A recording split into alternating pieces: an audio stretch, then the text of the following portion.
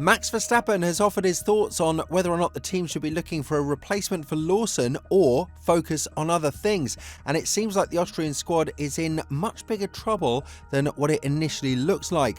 After the poor first two races of the Kiwi driver, will Red Bull decide to call it quits on the long-awaited protégé that was supposed to be very close to Verstappen, and if so, will the Tsunoda promotion result in a greater overall result for the team? There is no doubt that the hottest topic in the Formula One world right now is the current situation in Red Bull, because if we're to look at how things stand, they are definitely not good for Liam Lawson. Having such poor results in both qualifying and the race, especially in China, where with the 3 disqualifications he failed to score points, it's obvious that he's under a lot of threat, especially from Tsunoda. The Japanese driver is having a great season so far, at least if we're to look at the Saturday's performances, as the main reason why he isn't with double-digit points already is the strategy of the team. Nevertheless, Verstappen set a very high benchmark because he's driving with a very sensitive car, one that he is extracting a lot of performance from, but is still not enough to fight for race wins. What this means is that whoever is being put next to him will have a very troublesome time adapting to the car. That, at least, is according to the words of the 4-time world champion. Elaborating further on this and giving an assessment on the car's behaviour under Liam's hands, Max said, "If you look at the difference between the two drivers at the other teams, they are all closer together. It also shows that our car is extremely tough. I think if you put Liam in the Racing Bull's car, he will go faster. I really think so. That car is easier to drive than ours. Last year, I didn't think the difference between him and Tsunoda was that big. Otherwise, the team wouldn't make the choice to put him in at Red Bull either." The situation is clear to understand. Verstappen knows what type of beast he needs to tame every time he goes out on the track, and he also knows that there aren't many drivers who are able to do so on the current grid.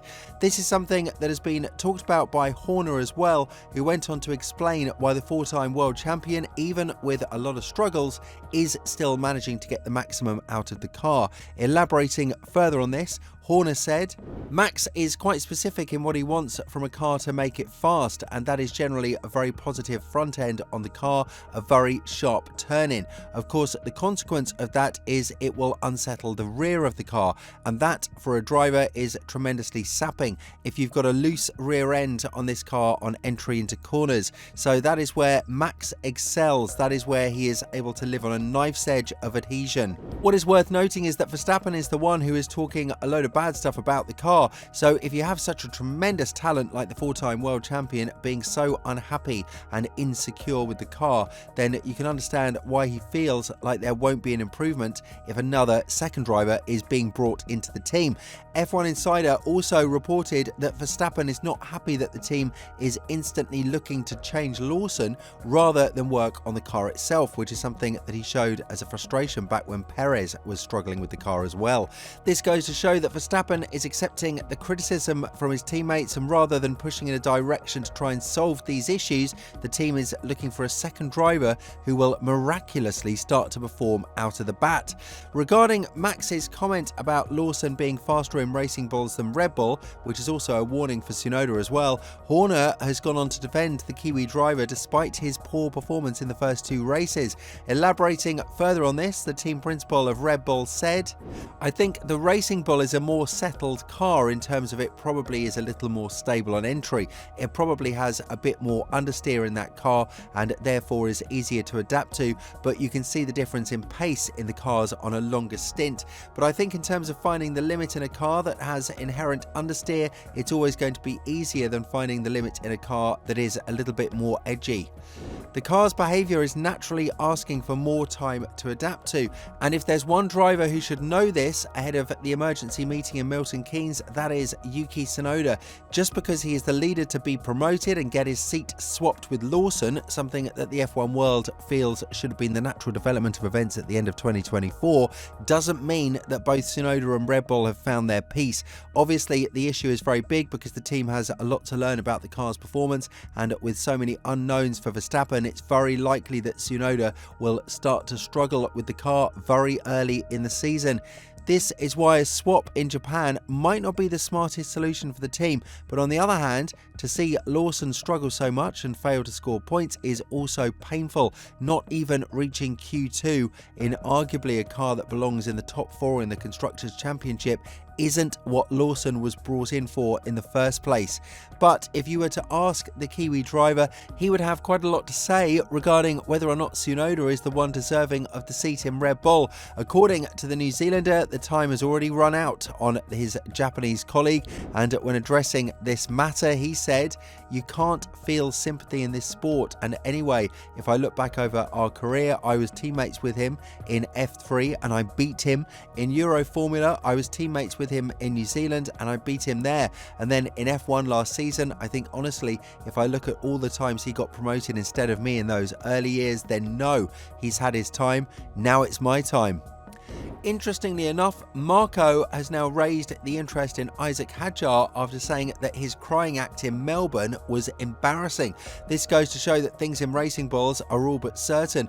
But when talking about the chances of seeing the Frenchman line up next to Max in the following period, as well as the overall improvement after the blunder in Australia, Marco said, "Let's look at the positive. Isaac Hadjar, who has never driven on this track before, is setting incredible times in his second race, making no mistakes. Yuki is right behind him, but Yuki is in his 5th season while Isaac is completely new, and then he sets such a time. So far, what he has shown is absolutely fascinating. In Australia, his performance was also sensational until the accident. It's happened to others. The sun and the shadow are close together, and we'll see what happens." The comments are made right after Tsunoda said that he is 100% ready to take over the seat in Japan in a press conference after the Chinese GP. After his statement, he was pulled aside by a PR person from the Italian-based squad, which goes to show that there is a very delicate situation that needs to be solved behind closed doors. But again, Tsunoda being promoted to Red Bull is all but a solution for both of the sides, because the fact that he's performing well in racing balls doesn't automatically mean he would be a good choice for the Austrian squad as well. If we are to remember correctly, Lawson did score points in Singapore in 2023 in a quite difficult race, but this is a sport with very short memory. Last year, he scored points in Austin because of the disqualifications of Leclerc and Hamilton in a much more inferior car, and this year, even with Gasly being disqualified apart from the Ferrari duo, the Kiwi driver was still left without points. This goes to show that a massive gap needs to be filled, and whether or not Tsunoda has the tools to do so, time will tell. But the time is running out on Tsunoda as well. We do know that the team is not willing to keep him for a long period of time if he doesn't get the Red Bull promotion. This has been said by Horner, and although he didn't hope for such a poor debut of Lawson, the situation is loud and clear. Either Tsunoda gets an opportunity in the Austrian team, or they would have to say goodbye and promote another youngster. With Arvin Lindblad waiting in the sidelines, it would be very much expected for Racing Bulls to make way and explore his potential, even though the driver's situation in the Italian-based squad is always varying and surprises are always present. With all this in mind, do you think that there is an opportunity for Tsunoda to ruin his career if he's being promoted to Red Bull? And more importantly, do you think he would be much better staying in Racing Bulls and proving to Cadillac that he can be a leader in the team if everything goes to plan with their project?